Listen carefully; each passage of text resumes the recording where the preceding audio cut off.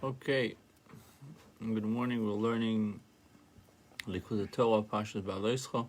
Spoke yesterday about the dilemma whether, on one aspect, the food is higher than us. On the other aspect, we are higher than the food, because Moshe Rabbeinu himself was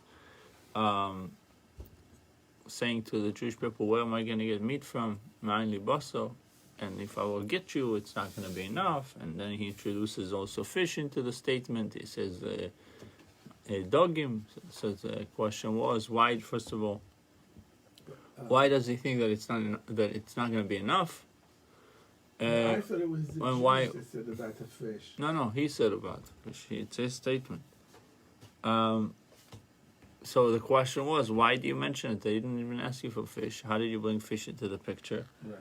And why do you think it's not going to be enough? What about the whole world? How come do they have enough? So there are much more than 600,000 or 2 million people.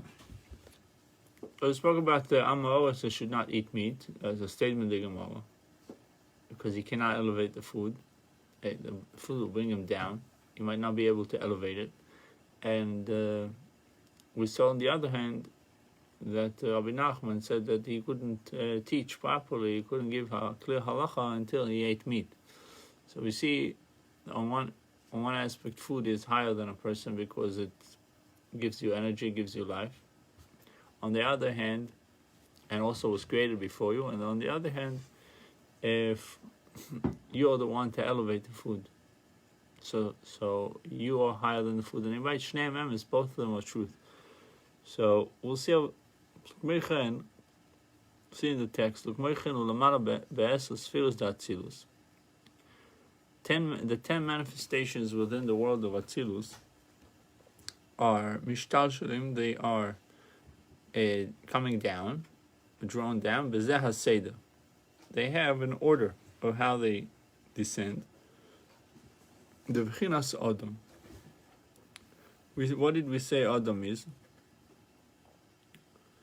We said previously that Adam, Aleph is the letter Pele, right? If you take the word Aleph, you have Aleph Lamed Pei. That's what constitutes the word Aleph. So then you turn them around, Pei Lamed Aleph is Pele, is wonder. So Aleph represents the thought that is outside the person. Dalet represents the dibu, Dalet dibu, speech, and then you have mem maise. Mem is the action. Machshava is the Aleph, the Pele. Okay. Why is it called Pele? Because it's hidden. Okay. You can have someone that looks the dummiest person, and he opens his mouth and says, "Wow, he's so smart." And then you have a guy, on the other hand, that looks the smartest guy. He opens his mouth. You can say silence is gold, because Like Biden. silence is gold because it hides it hides the intelligence. But the idea is machshava is concealed, right? Until you decide to speak. So we see with the essence spheres of Atzilus, Mishtashrim B'zeh Seder, they come down with a specific order. What is the order? B'chinas Adam, machshava, dibur, u'maaseh. And the infusion, the diffusion of the light, of, say, diffusion of godliness in them. It's like the way the nefesh is enclosed in a human being. The soul is enclosed in us. And there's two types of intellect. There's the higher intellect and the lower intellect. So you have a specific order, Seder. What is the order? How the light is descending into the holy spheres, to the holy manifestations of Atzilus. Each sphere has a different light. Why? Because just as when the nefesh comes into your body, it gives different energy to your brain than it gives to your eyes and to your ears and to your hands. Each one has its own specific type of energy. Similarly, this is happening also with in the light that is diffused in Atzilus. Each light goes according to its vessel, being contained by the vessel that it gives to. So in general, Klolus Sfiros Atzilus and Betzir Adam. So they're all in the same tzir, which is Machshava Dibur Ma'aseh, thought, speech, action. Masha'enken Shara Nivoi Shara Buim comes to other created other creatures, Mobehemis V'chayos, like animals and undomesticated animals. Ein tzir aguf shalom shavar l'adam. The image of their body is not similar to the image of man. V'roishum kofu v'shavim aguf, and the head is even with the body. Or could you like this? The animals it's aligned. The head is level with the body. But human being, the head is above the body. Right. Animals, it's one line. So although if you open up an animal, you also see different limbs. Obviously, it has different limbs. But in tziyur, in terms of the image outside, the head is equal with the foot. By human being, the head is above and the heart and the body are below.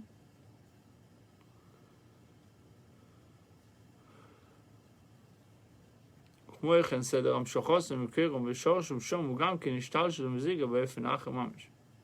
the same way that the animal, the tziyur, the image of it, is different than a man.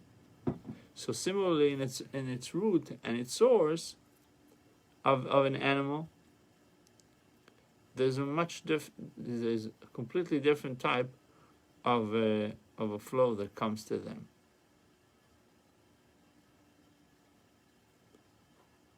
Chayus, the vitality that is in the Merkava, the supernal chariot, which has the ox, the lion. So the energy that comes to the animal is also different. It explains it even more. The Chayus, ox, the lion, what do? They carry the throne, right? Carrying the kiseh. The prophecy of Yechezkel describes the whole thing. So we have the ox to the left, the lions to the right, and they're noises is akisa. They're carrying the throne. And just as the animals are carrying or uplifting the rider, you're riding a horse. You're above ground. You're at least 6-7 foot above ground, right?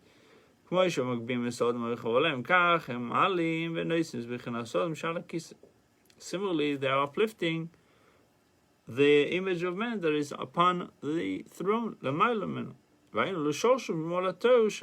So where do they take you? They take you to the roots. The animals are carrying the kisei, the throne, because Adam, what is Adam? Adam is rooted in Atzilus. And the way the animals are rooted from Toyu, it's a higher world. So Nois Zakisa means that the animals are carrying the Adam to a higher place. You eat food is coming from Toyu, animal is coming from Toyu. You eat the food, and now it elevates you to Toyu. Well, most people are created from Bria Tzira Siyah, from creation, formation, action. Yeah. So eating, and if they're eating properly, it's elevating them to a much higher world. What it is, the Toyu, world of Toyu, where the lights are many. In that world, there's no divisions of upper and lower. Everything is equal there, just like the animals.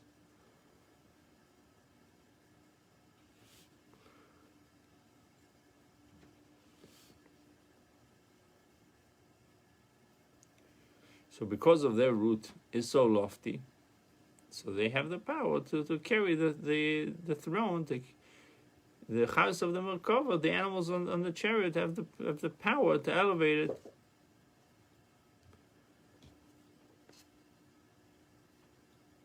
To elevate the throne, and the Penei Adam, the image of man that is upon it, they're elevating it to a higher level.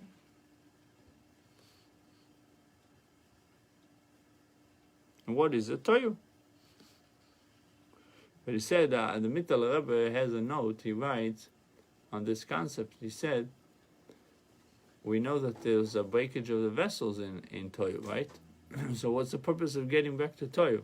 Yeah, I was thinking of that myself. Not that I. It says, despite the sparks from Tayu fell down in the breakage of the vessels, and it became Chayus Amalkova. They descended to be the animals of the chariot.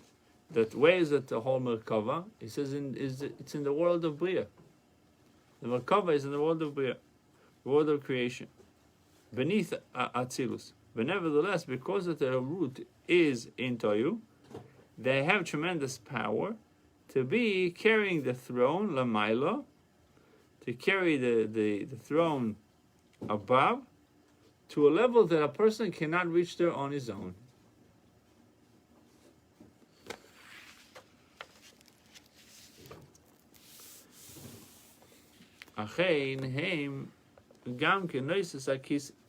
They're also carrying the throne. He said you have to understand that it actually works both ways. Not only that they carry you to a higher level, the fact that they carried you, they're being elevated themselves.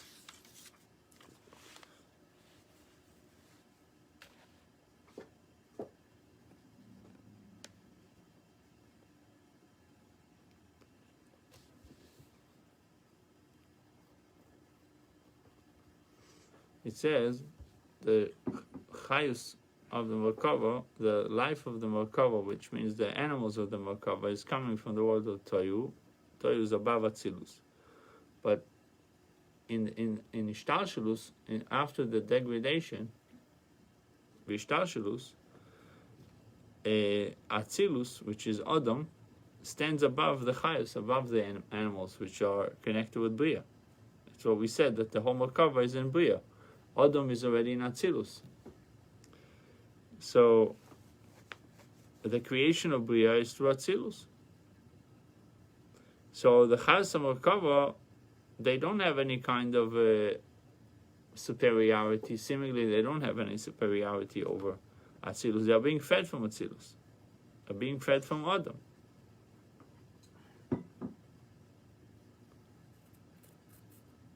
But he writes, "V'unyan is avus rak al debcha son shomar. V'unyan is avus etzem mitziuson al de Adam elyon. Etzem mitziuson, meaning their existence is through the supernal man. Sheikara v'ira shalom tzamayin liyesh. Means the ruach piv shel Adam elyon. That's also from the Mital Rebbe.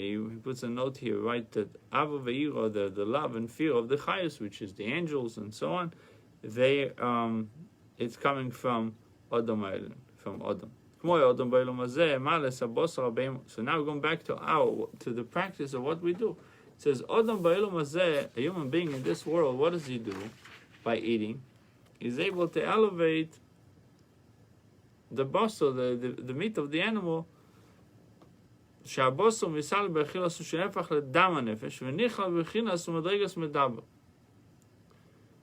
the meat that you eat becomes one of you, and now this meat has become a medaber, a speaker. The animal could not speak before, now the animal became part of you, and now it's a speaker. That's why these animal rights people got it wrong about we're actually doing the behemoth a favor by eating it. Both ways, yeah.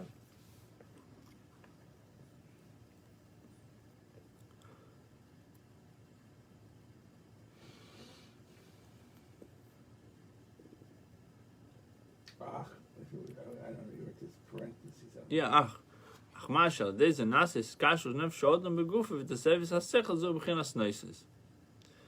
So let's explain the statement. It says we have to understand everything that happens upstairs is similar to things that are happening below.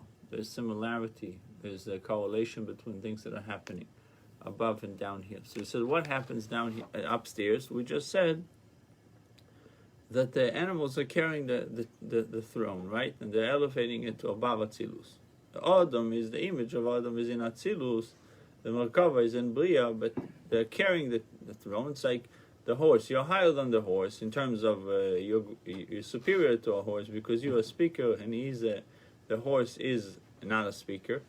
But nevertheless, the horse can take you to places you can't go by yourself, right? The horse will take you faster and further than you can reach on your own. So there's some superiority to the animal. So how is it being translated in the higher world? That the Merkava, what the Yechezkel envisioned, is taking the writer, taking the image of Adam to a higher level than he was before, taking him where? To the world of Toyu. He's in Atzilus, they are in Bria, but they're still elevating the whole thing to their very source, which is Toyu. Now, in food that we eat, so he says the root is not he's not recognizable. You can't say, I just ate this apple, wow, I'm connecting to Toyu. You don't feel it, that it's coming from Toyu.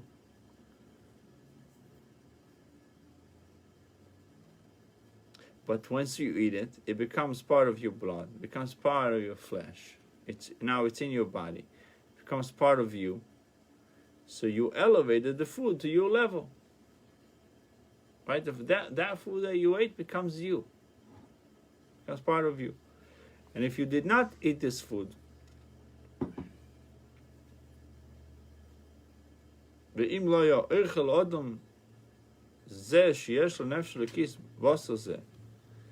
if you didn't eat this meat, or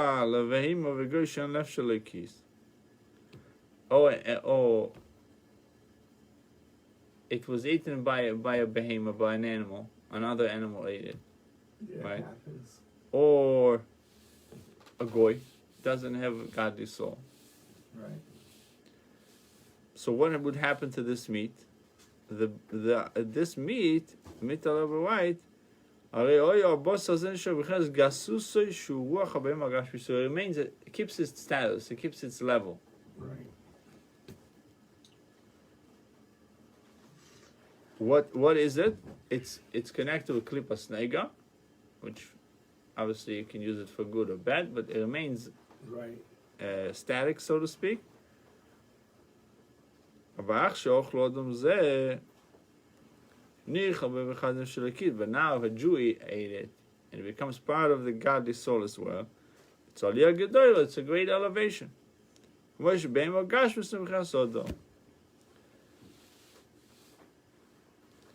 Like when it comes to a physical animal, that it's being turned to a level of Adam. So after that we ate it, after someone ate the food, the root is being revealed in it, which is its root is in Toyu. Then the food that you ate is also uplift you to that level. If you can reveal its root, if you can reveal its source.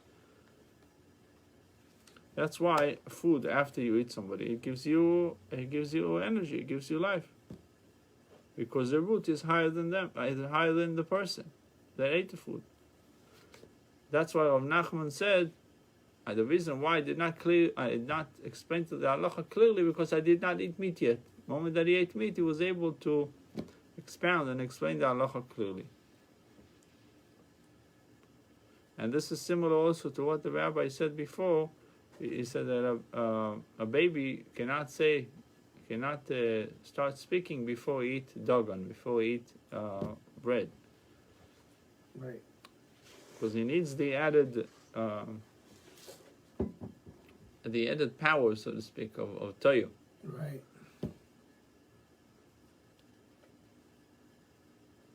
So it adds chokhmah to a person.